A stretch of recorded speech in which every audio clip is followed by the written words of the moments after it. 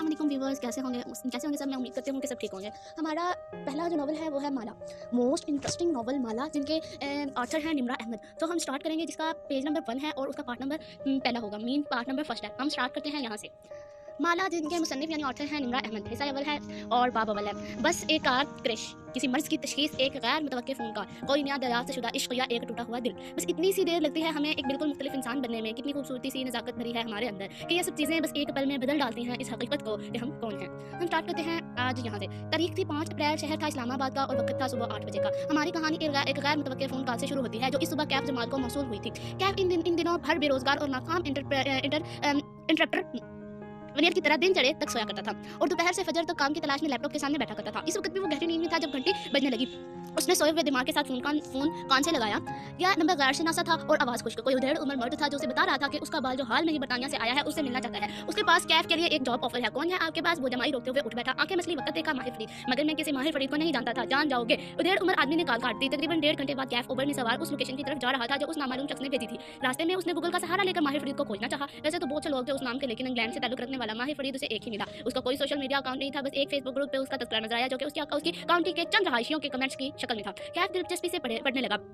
मालूम होता था कि माहिर फरीदी किसी मारूफ कारोबारी शख्सियत का बेटा था और उसको कोई ज़हनी आर्जा लाहक था। चंद बरस कबल उसके अपने माँ बाप ने उसे ज़हनी मराज के इंस्टीट्यूशन में दाखिल कर दिया। वो एक मुद्दत वहाँ ज़ेरे इलाज रहा था। यहाँ तक पढ़ के कैफ का दिल अजीब सा होने लगा, लेकिन अगली मालूमात ज़्यादा चौंका देने वाली थी।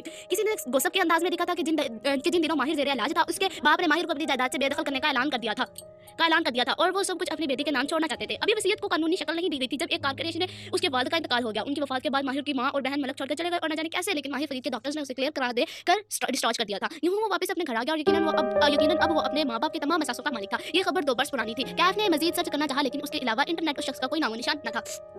होटल आ चुका था, यही मुलाकात तय की गई थी। एक लम्हे के लिए कैफ जमाल का दिल चाहा कि वो बस वापस पलट जाए, लेकिन क्या मालूम ये कोई और माहिर फरीद हो। एक दफा मिलने में क्या हर्ज है। चंद मिनट बाद वो लिफ्ट में सवार था जो उसे चौथे फ्लोर की तरफ ले जा रही थी। लिफ्ट के कद और आईने में अपने अक्स को देखते हुए उसने सोचा कैफ एक वो खुश शक्ल नौजवान था, अलबत्ते उसका हुलिया बेपरवाह सा था। माथे पे बिखरे बाल, बड़ी हुई शेव, जीन्स के नीचे सफेद जोगर्स जो मटियाले हो चुके थे, पूरी आस्तीन की चेक वाली शर्ट जिसके बटन खुले थे और नीचे पहनी सफेद झलकती थी शर्ट झलकती थी। उसने बालों में हाथ फेर के उन्हें दुरुस्त करना चाहा, लेकिन कोई फायदा न था। चौथे फ्लोर पे वो लिफ्ट से निकला तो सामने मरमरी रहदारी थी। फासले पे कमरों के दरवाजे थे। कैफ ने गर्दन उठा के होटल की शान शौकत को देखा। यहाँ रहायश पजीर इंसान को उसे क्या काम हो सकता है। कैफ जमाल एक नाकाम इंटरप्रेटर होने के अलावा एक एमिनेंट फोटोग्राफर भी था जिसको लोग अमूमन इंस्टाग्राम या फेसबुक के जरिए हायर किया करते थे।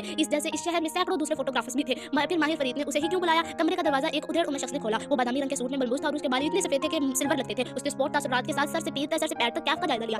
खुशामदीद कह के रास्ता छोड़ दिया। वो आवाज से पहचान गया कि वही शख्स था जिसने उसे कॉल की थी, माहिर फरीद का मैनेजर। कैफ तेज होती धड़कन के साथ अंदर दाखिल हुआ। स्वीट कॉफी वसी और शानदार था। सारे में लेवेंडर और मोतिये की खुशबू फैली थी। दीवार गेट खिड़की के पर्दे हटे हुए थे और बाहर फैली रोशन सुबह दिखाई देती थी। खिड़की के आगे रखे बड़े सोफे पे एक आदमी टांग जमाए बैठा था। वो मुस्कुराए हुए कैफ को अंदर आते देख रहा था। ग्रे पेंट और सेफ शर्ट पे 4 कोल वेस्ट पहने वो एक बाजू सोफे की पुष्ट पे फैलाए हुए था। पीछे से आती रोशनी में उसके कफ लिंक्स चमक रहे थे। वो उसकी तवक्को से ज्यादा जवान और वजिया था। क्लीन शेव चेहरा, जेल से सेट बाल और पर कशिश आंखें न चाहते हुए भी कैफ दिल का मरूबियत से भर गया। उसने जिस तरह की शख्स का खाका ज़हन में बनाया था, ये आदमी उससे कहीं मुख्तलिफ और शानदार था।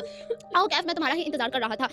बेतकल्लुफ़ी से मुस्कुरा के माहिर फरीद ने खाली सोफे की तरफ इशारा किया। टांग जमा के बैठने से माहिर का एक बूट फिजा में था। उस बूट की से चमकीली सतह पे कैफ का अक्स नजर आ रहा था। आप यकीनन माहिर फरीद है, वो संजीदगी से कहते हुए बैठा। दोनों के दरमियान शीशे की मेज थी जिसमें लेदर कोट वाली भूरी डायरी रखी थी। कुछ था उस कमरे की फिजा में जो आसाब पे सवार होता था। लेवेंडर और मोती की खुशबू अब महसूस नहीं हो रही थी। खामोश कमरे में वाहिद आवाज माहिर फरीद के नाखूनों से आ रही थी जिन्हें वो सोफे के हद से आदतन गढ़ रहा था। कैफ ने फैसला कर लिया था कि वो उस शख्स की अमारात और वजाहत के राह में नहीं आएगा। कार ने पूछा, आप मुझसे किस सिलसिले में मिलना चाहते हैं? तुम्हें क्या लगता है मैं तुमसे क्यों मिलना चाहता था? वो उसकी आंखों में झांक के पूछने लगा। मैं एक फोटोग्राफर हूं और लोग मुझे फोटोग्राफी के लिए ही बुलाते हैं। इसने सादगी से जवाब दिया। माहिर ने सोफे की पुष्ट से बाजू उठाया और दोनों हाथ बाहम पंछा लिए। नजरें हनूस उसकी आंखों पे जमी थी। सिर्फ फोटोग्राफर उन्होंने दाएं से बाएं गर्दन हिलाई। तुम एक इंटरप्रेटर विनियर भी हो। नाकाम इंटरप्रेटर विनियर ने तुमने अपना बिजनेस शुरू किया था, बल्कि एक नहीं तुमने बहुत से काम शुरू करके छोड़े हैं, बहुत सी नौकरियां भी की हैं। कैफ ने चौंक के उसे देखा। फिर मैनेजर को ये बात गैर मुतवक्की थी। उसके उबरू इकट्ठे हुए।